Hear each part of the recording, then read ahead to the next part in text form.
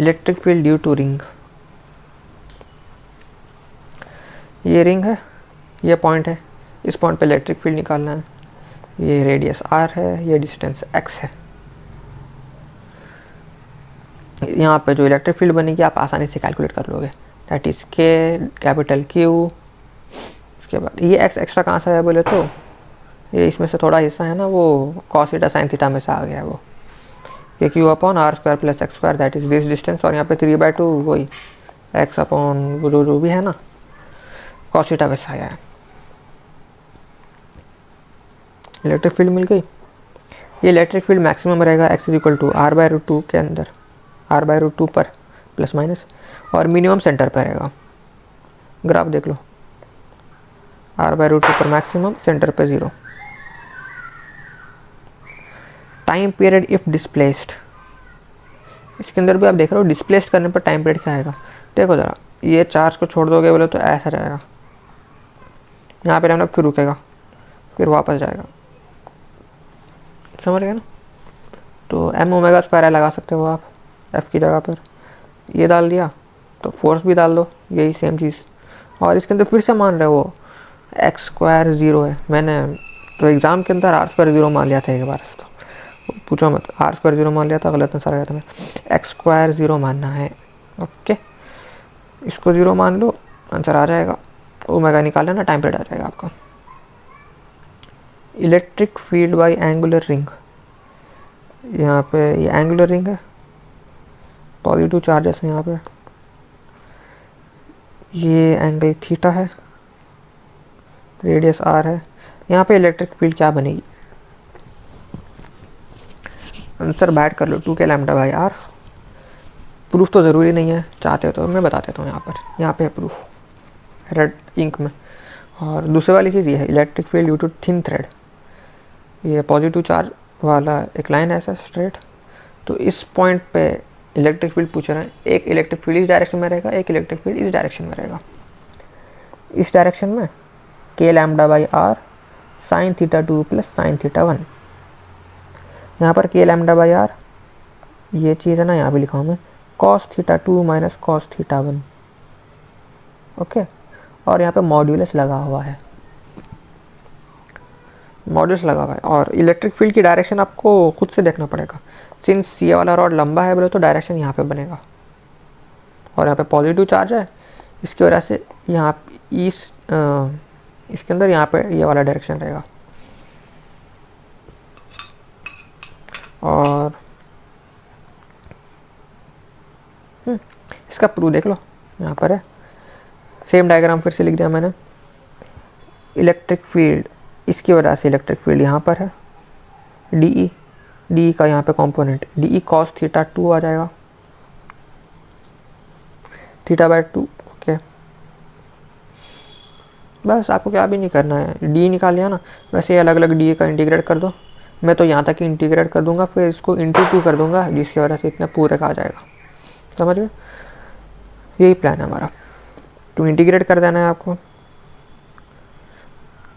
2 कर देना है, वो तो 2 मैंने डाल दिया, इसी चीज़ को इसका डबल कर देना, इंटीग्रेट कर देना, 2 आ गया, ये चीज़ यहाँ पे है, इंटीग्रेट करना है कहाँ, 0 से लेकर θ/2 तक। आगे जाते हैं, डी की वैल्यू निकालेंगे हम लोग, पहले डी की वैल्यू निकाल लेते हैं। डी की वैल्यू इधर है, k dq/r², simple. D Q के बजाय आप लैम्डा डाल सकते हो, lambda r d theta, lambda dl आना चाहिए ना, लैम्डा dl के बजाय r d थीटा लिख दिया हम लोगों ने। हम लोगों को एक dl के बजाय हम लोग थीटा वेरिएबल रखना चाह रहे थे, इसीलिए dl के बजाय r d थीटा डाल दिया हम लोगों ने। तो d की वैल्यू ये आ गई, बस पुट कर दो, कांस्टेंट बाहर, वेरिएबल अंदर, इंटीग्रेट कर दो। यहाँ पे आंसर गलत आ रहा है आपका, आपने गलती करी है लेकिन आपको पता नहीं अभी तक। समझ सकते हो कहाँ पे गलती की है आपने मोस्ट प्रोबेबली यहाँ पे गलती किया। ये चीज़ तो सही थी, ये इलेक्ट्रिक फील्ड DE है, इसका यहाँ पे कंपोनेंट DE cos θ/2 है, ये चीज़ सही है। लेकिन हम लोग जो इंटीग्रेट कर रहे हैं ना, उसके अंदर हम लोग जनरल वैल्यू लेंगे, पर्टिकुलर वैल्यू नहीं लेंगे। जैसा यहाँ पे हम लोगों ने θ/2 बोल के कैलकुलेट किया था ना, ऐसा पर्टिकुलर वैल्यू नहीं लेते, हम लोग जनरल वैल्यू लेते हैं, समझ गए। तो वो गलती किया आपने, तो इसको बदलना पड़ेगा आपको, जनरल वैल्यू लिखनी पड़ेगी। वो समथिंग ऐसे रहेगी, डी तो रहेगा, कॉस θ/2 नहीं आएगा, कॉस अल्फ़ा आना पड़ेगा आपको, समझ गए। बाद में आप अल्फ़ा को बोल सकते हो, अल्फ़ा 0 से लेके अल्फ़ा इज इक्वल टू θ/2, ऐसा डाल दो तो सही आंसर आ जाएगा आपका। देखो आगे बढ़ो, कॉस अल्फ़ा पुट कर दो, यहाँ पे भी कॉस अल्फ़ा पुट कर दो, यहाँ पे भी कॉस अल्फ़ा पुट कर देंगे। तो यहाँ से 2 कट करना पड़ेगा आपको। क्या करते हैं, एक अलग पेन में लिखते हैं। यहाँ पे ये दिख रहा है, नहीं दिख रहा है, चलो मैं ये सब बाद में सॉल्व करता हूँ, पहले रीज़न बताता हूँ क्या हो रहा है यहाँ पे।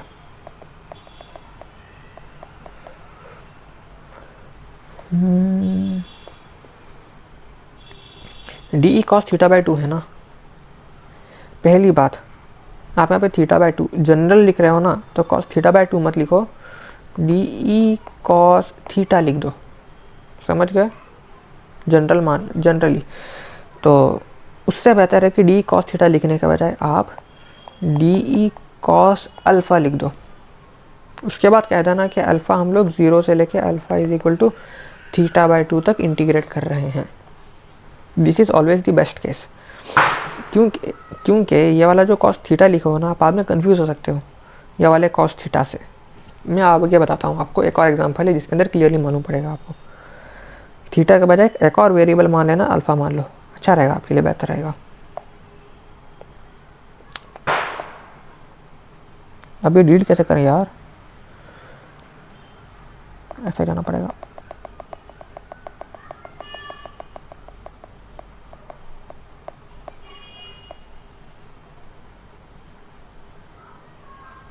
जैसे तो मैं ये भी डिलीट नहीं कर सकता हूँ अभी, चलो वाइट कलर डाल देते हैं। यहाँ पे ना कॉस θ/2, चलो इसको जैसा वैसे रहना, तो यहाँ पे चेंज करते हैं, कॉस θ/2।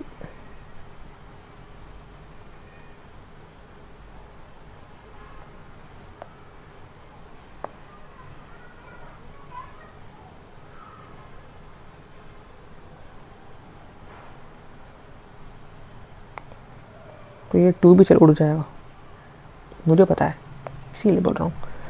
कॉस अल्फ़ा आ जाएगा यहाँ पे,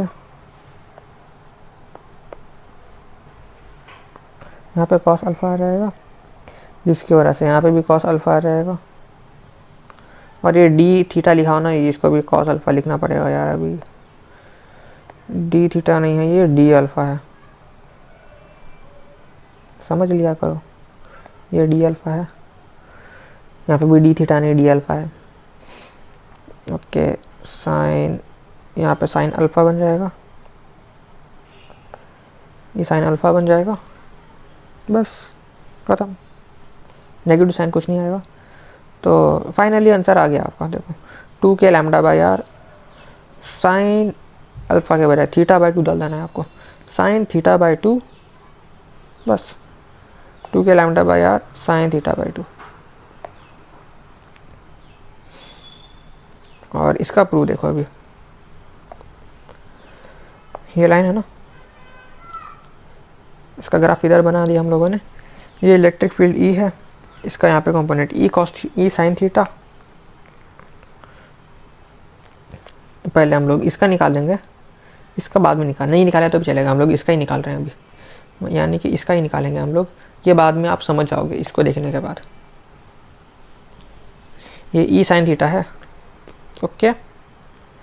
आपको क्या करना है, ये अलग अलग, जैसे कि हम लोग ये ई है ना, इसकी वजह से निकालें, आपको ये सारे पॉइंट की वजह से ई निकालना पड़ेगा, समझ गए। तो D E is equal to K D Q upon R square.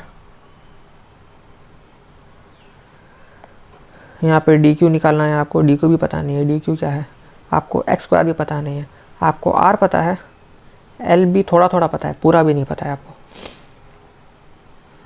आपको एक्स पता नहीं है, एक्स इज़ द डिस्टेंस, ये वाला डिस्टेंस, आपको एक्स स्क्वायर भी पता नहीं है।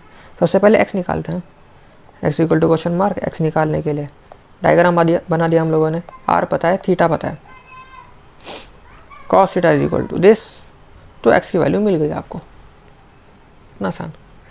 एक्स पता है, अभी डी क्यू निकालते हैं। डी क्यू निकालने के लिए फिर से डायग्राम बना दिया, ये वाला पॉइंट डी क्यू है, डी क्यू के लिए आप लैम्डा डी एल लिखना पड़ेगा, D Q is lambda D L. अब हम लोगों को डी एल नहीं पता, डी एल निकालना पड़ेगा आपको। डी एल निकालने के लिए हम लोगों ने ये वाला जो है ना, इसी चीज़ को यहाँ पे जूम करके लिखा हुआ है, ये एंगल थीटा है, ये डिस्टेंस डी एल है, ये आर सेक थीटा, ये भी R sec theta, this is basically X, ये वाला एक्स है, वो ये वाला एक्स है, आर सेक थीटा। तो R sec theta D theta is D L, मैंने ढूंढ लिया था लेकिन ये गलत है, सही मेथड ये है। अक्सर हम लोग ये वाला मेथड यूज़ करते हैं लेकिन इस बार ये काम नहीं किया।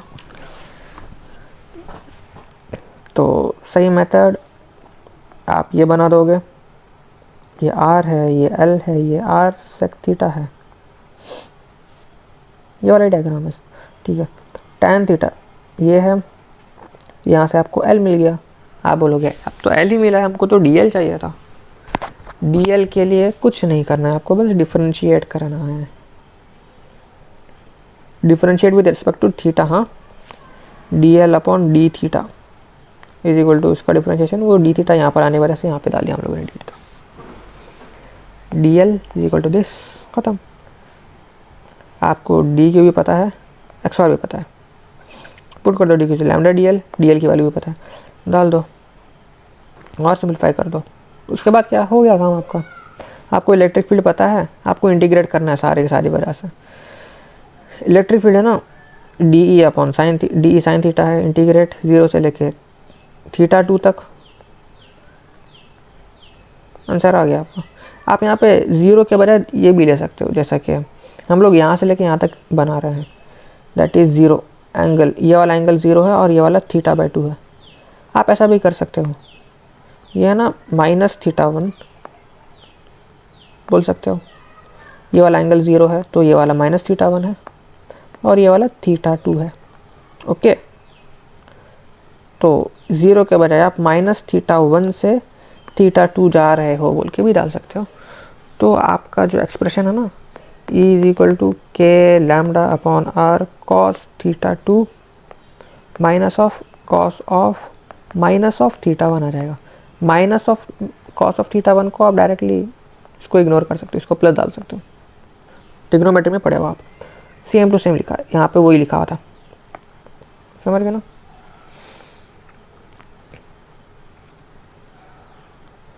उसके अलावा एक और चीज़ छोड़ दी हम लोग, हाँ ये वाली चीज़, ये रॉड एल है, इस पॉइंट पे इलेक्ट्रिक फील्ड पूछ रहे हैं कि D Q upon X square बन जाएगा।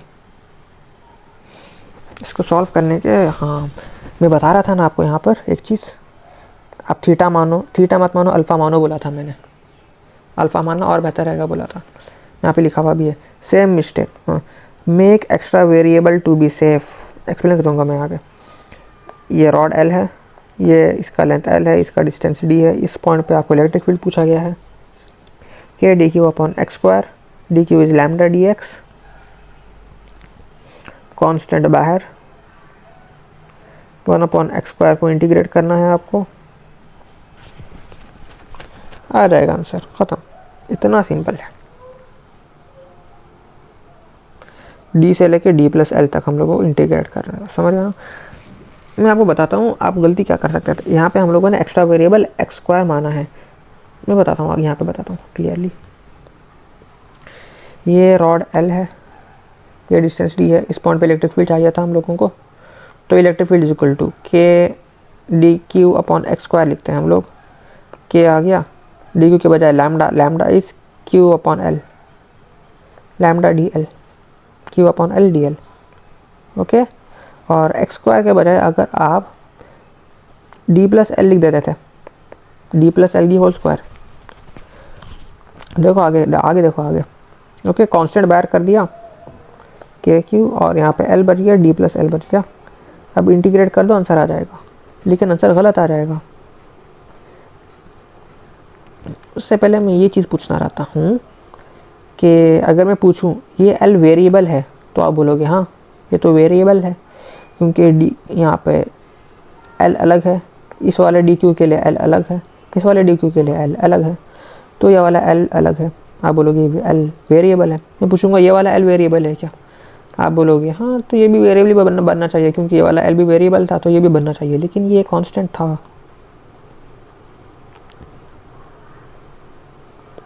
और से देखो ये कहाँ से आया है, ये आया है यहाँ से Q बाई एल से। What was Q by L, Q by L lambda था, लैम्डा कांस्टेंट है, Q भी कांस्टेंट है, तो L भी कांस्टेंट ही है। समझ गए? तो आप ऐसे फंस सकते हो अगर आप ये d प्लस एल के बजाय एक्स स्क्वायर यूज़ करते हैं तो ऐसे कन्फ्यूजन नहीं आती थी। समझ गए ना? बस अगर आप है ना ये एल को कांस्टेंट मार के बाहर निकालोगे तो सही आंसर आ जाएगा आपका। देखो के क्यू अपॉन एल है, अब इसको इंटीग्रेट करना है, इंटीग्रेट कर दो, इंटीग्रेट करने के बाद ये आ जाएगा, बस आंसर करेक्ट है ये। आप ऐसा भी कर सकते हो, क्यू बाई एल को लैम्डा मान लेते थे तो कन्फ्यूज़न की बात ही नहीं रहती थी। लैम्डा मान लिया, इसको इंटीग्रेट करना है आपको, इंटीग्रेट करने के बाद ये वाली वैल्यू आ जाती थी आपको। उससे भी बेहतर ये था कि आप d प्लस एल ही ना लिखते और इसके बजाय x लिख देते। समझ रहे हो? जैसा मैंने यहाँ पे सॉल्व किया है, यहाँ पर है देखो वो चीज़, d प्लस एल के बजाय एक्स स्क्वायर ही रहता था हम लोग, और हम लोग बोलते थे x को है ना x को d से लेके d प्लस एल तक इंटीग्रेट करना है। अगर आप ऐसा बोल देते थे ना तो बहुत अच्छा रहता था आपके लिए। के lambda D x upon X square है, लैम्डा के लैम्डा कॉन्स्टेंट बाहर आ गए, 1 D x upon X square है, इसको इंटीग्रेट कर दिया हम लोगों ने, और x को इंटीग्रेट d से लेके d प्लस एल तक इंटीग्रेट कर देना है, बस आंसर आ जाएगा। फाइनली सही आंसर आ जाएगा आपका। This was the best method. आप एक्स्ट्रा वेरिएबल मान के चलो, यहाँ पे वही लिखा हुआ है। ऐसे कन्फ्यूजन होने वाली चीज़ रहता है ना, वहाँ पे आप एक्स्ट्रा वेरिएबल मान के रहोगे तो आप सेफ रहोगे। वो गलती हम लोगों ने यहाँ पर भी की थी और यहाँ पर भी की है। ओके।